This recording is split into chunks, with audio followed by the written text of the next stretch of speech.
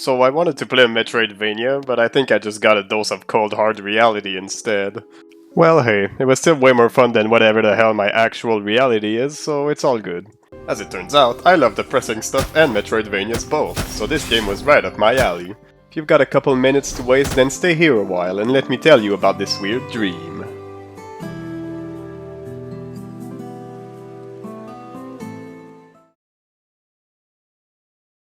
So you might be questioning why I said this game was depressing. I mean, just look at this cute little rabbit character, there's no way this can be dark or anything like that. You begin the game by leaving this tent and going on a little stroll to find your friends who are a short distance away.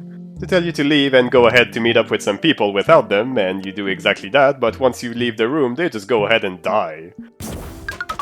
I'm sure that's not an omen of things to come or anything. Eventually, you come across this giant TV, and after plugging its cables back in, you get a message from one of your friends, Naide. Naide tells you that Alpha City has been destroyed by these things called anomalies, that you should try to leave as soon as possible without searching for them, and that in order to do so, you'll have to go ahead and find the giant TV screen. As soon as the video is over, however, the giant robot TV screen you're watching this on goes ahead and attacks you, so now you've got to fight him. So you deconstruct him, and literally immediately after, you find the giant TV screen that leads to the exit you were told about. Inside are a whole bunch of other TVs displaying a news report about the anomaly disaster, and as you can see, it just keeps on getting worse and worse, in more ways than one. You then find this big TV, and once you investigate it, you get this cute little cutscene where you actually sit down to watch it. Oh, that was cute. Let me do that again. Oh. Oh no.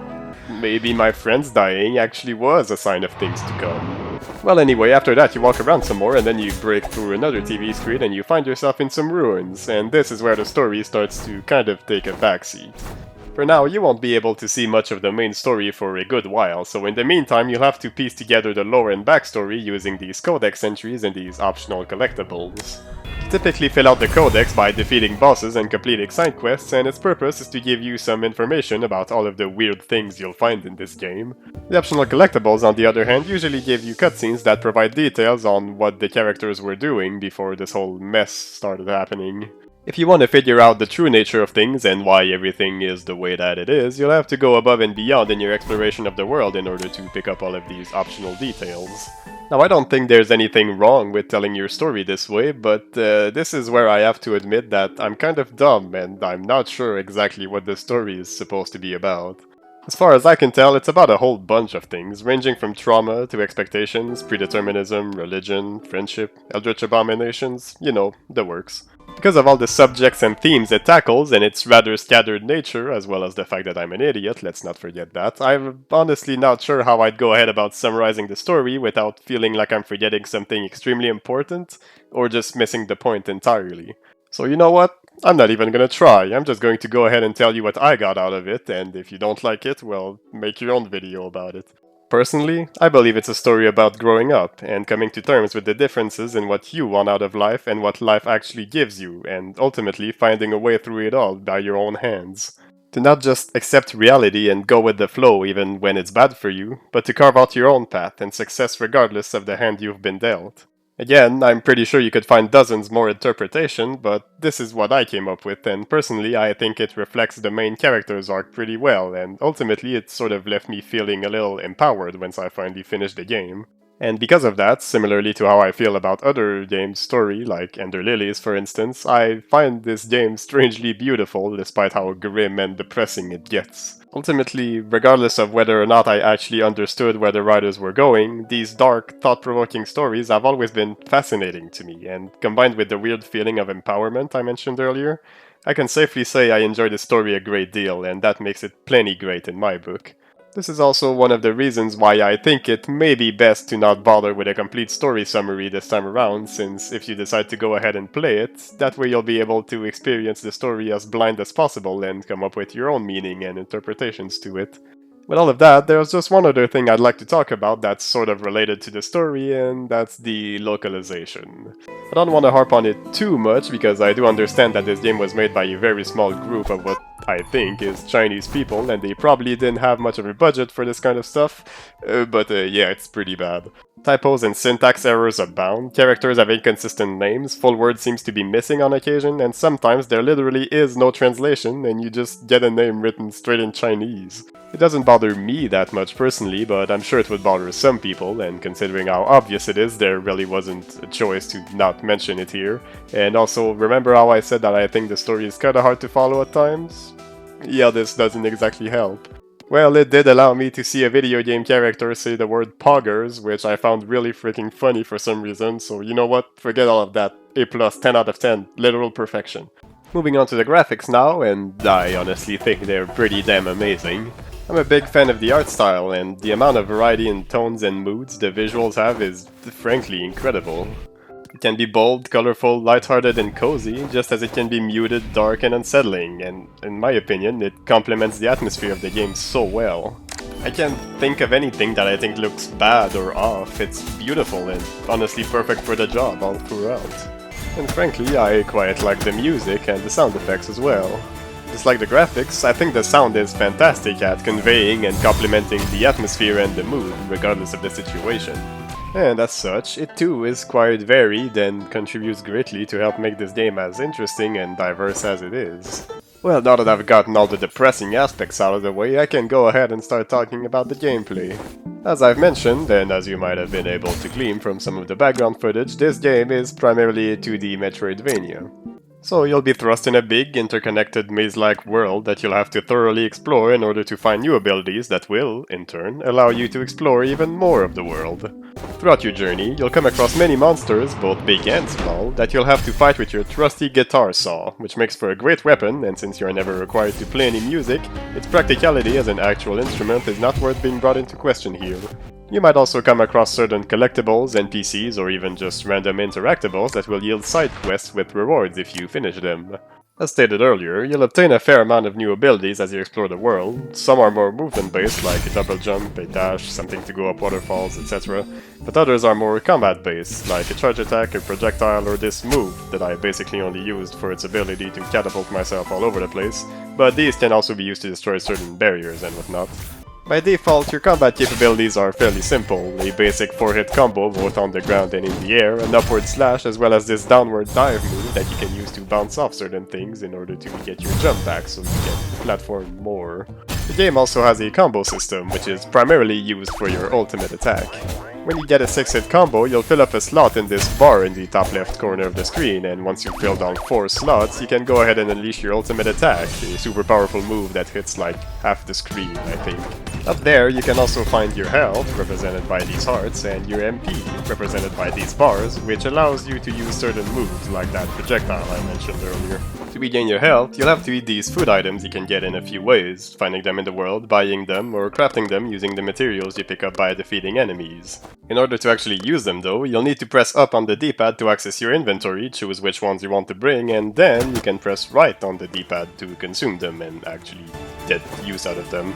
In your inventory, there's also a status tab showing all the main upgrades you found, a quest tab to keep track of your quests, and a runestone tab. Runestones are items you can equip to get special effects, like a shield that'll protect you from a single hit, minions that fight alongside you, attacks that trigger upon getting a big enough combo, and many more things, and you can swap out your runestone loadout at any time. The inventory is also where you can access your codex, which is basically just lore, as well as your diary, which is also lore, but it can be used to buy runestones from this shop over here. And like any good Metroidvania, there's a map screen you can access by pressing down on the D-pad, and you can even put pins on it to mark things you don't want to forget. All in all, it's a pretty typical 2D Metroidvania affair, one that isn't afraid to challenge you or give you plenty of stuff to find off the beaten path. For instance, there's a crap ton of bosses to fight, 36 by my count, many of which are completely optional and sometimes hidden behind side quests or other restrictions. For the most part, I think they're pretty good, and if you want to go ahead and fight them again, you can do so with these mirror challenges.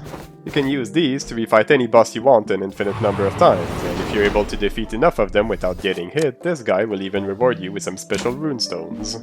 Every once in a while, you might find these sort of frozen entrances that'll lead you to a pretty intense platforming challenge, and if you make it to the end, you'll be rewarded with a boost to your attack power. The world is really big, and I found it to be pretty well designed too, and considering all of the optional content as well as the great atmosphere, I found it quite fun to explore. As I enjoyed the deep and grim story, reading all of the codex entries and most of the flavor text on the stuff I found even was super interesting as well. And I think the runestone system was handled quite well, and even if I'm not really one to change my build or playstyle in the middle of a game, I think I'll have fun trying new possibilities when I decide to replay this game. And seeing as I honestly really enjoyed my time with this game, I would very much like to leave it at that and simply recommend that you go ahead and play it, but unfortunately I can't, because there's a couple of other negatives I have to point out. Unfortunately, the controls were on occasion less responsive than I had hoped, especially towards the tail end of my playthrough. There was a staggering amount of times where I tried to jump only for my input to do nothing, and although I can't prove most of them, I can prove some, because there was a number of times where you could actually hear the jump sound effect despite my character failing to do anything at all. This was a problem I noticed quite a few times with my charged attacks as well, which was pretty bad because my build by the end relied on them heavily. For some weird reason I can't explain, occasionally when I was attacking, there was a seemingly random chance that my character would simply freeze in the middle of their animation for a short period of time. And no, it wasn't the entire game that was freezing, it was really just my character, and I'm pretty sure it even resulted in me getting hit at least once.